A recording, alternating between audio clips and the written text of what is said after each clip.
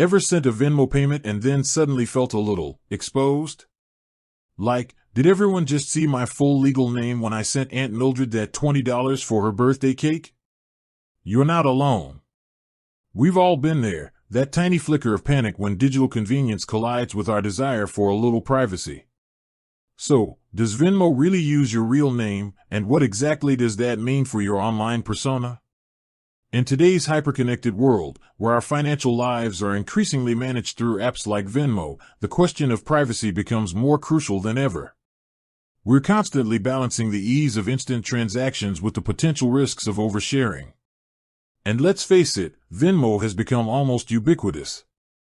It's how we split dinner bills, pay rent, send gifts, and even buy things from small businesses. But with every transaction, we're leaving a digital footprint. So, what information are we actually revealing? Let's break down the basics.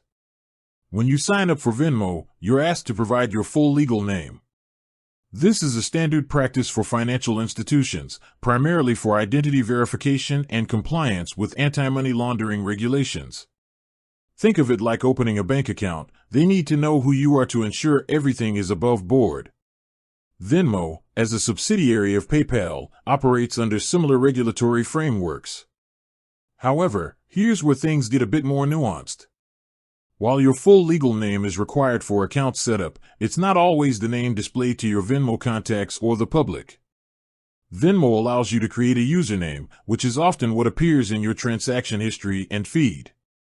This username can be anything you choose, within Venmo's guidelines, of course. It can be a nickname, a shortened version of your name, or even something completely unrelated. Cut to a screen recording showing the Venmo app, highlighting the username and profile settings. So, in most cases, when you send or receive a payment, your username is what others see. This is a crucial distinction.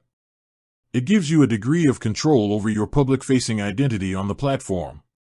But, and this is a big but, your full legal name is still stored in Venmo's system. It's used for internal purposes and can be accessed by Venmo and, in certain circumstances, by law enforcement or regulatory bodies. Now, let's address the elephant in the room, the Venmo feed. That public social feed, where transactions are often visible to your friends and sometimes even beyond. This is where the potential for oversharing becomes a real concern. By default, your transactions are often visible to your friends. And depending on your privacy settings, they might even be visible to a wider audience. This is where your username comes into play. It's what people will primarily see. But, if someone knows your username or has other information about you, they might be able to connect it to your real identity. This is where the risk of doxing, or revealing someone's private information, comes into play. Think about it. You go out for dinner with friends, split the bill, and send a Venmo payment. The transaction appears in your feed, perhaps with a witty description. Your friends see your username and the amount you paid. Now, imagine someone with malicious intent. If they have other pieces of information about you, they might be able to piece together your identity and potentially use it for nefarious purposes. Venmo does offer privacy settings to mitigate these risks. You can choose to make your transactions private, visible only to yourself and the recipient. This is a crucial step for anyone concerned about their privacy. You can also adjust your friend list and control who can see your transactions. However, many users either don't know about these settings or simply don't bother to adjust them, leaving their information exposed. Another aspect to consider is the interconnectedness of online platforms. Many people use the same username across multiple social media accounts and online services. This can make it easier for someone to connect your Venmo activity to your other online presence, potentially revealing more about your identity and habits.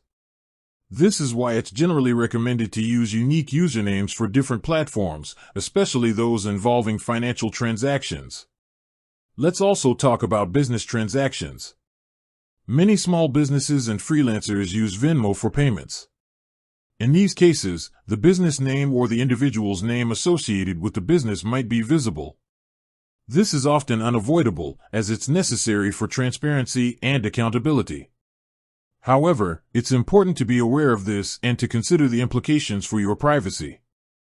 The key takeaway here is that while Venmo provides a degree of anonymity through usernames, your real name is still stored and used within the system. You have control over what others see through your privacy settings, but you must be proactive in managing those settings. It's not enough to simply assume that your information is private. You need to take steps to ensure it. So, what can you do to protect your privacy on Venmo? First, review and adjust your privacy settings. Make sure your transactions are set to private or visible only to your friends. Second, be mindful of your username. Choose a username that doesn't reveal too much about your identity. Third, be cautious about the descriptions you use for your transactions. Avoid sharing sensitive information or details that could be used to identify you. Fourth, be aware of the interconnectedness of online platforms and use unique usernames when possible. Fifth, regularly review your Venmo activity and friend list. And finally, consider using a different payment app if you require a higher degree of anonymity. It's also worth noting that Venmo's privacy policies and security measures are constantly evolving. As technology advances and new threats emerge, Venmo is likely to implement changes to protect its users. It's important to stay informed about these changes and to adapt your privacy practices accordingly. The best way to do this is to check Venmo's website and look at their privacy policy. Also, if you are concerned, consider reaching out to Venmo's customer service. In summary, while Venmo allows you to use a username for public-facing transactions, your real name is stored within the system.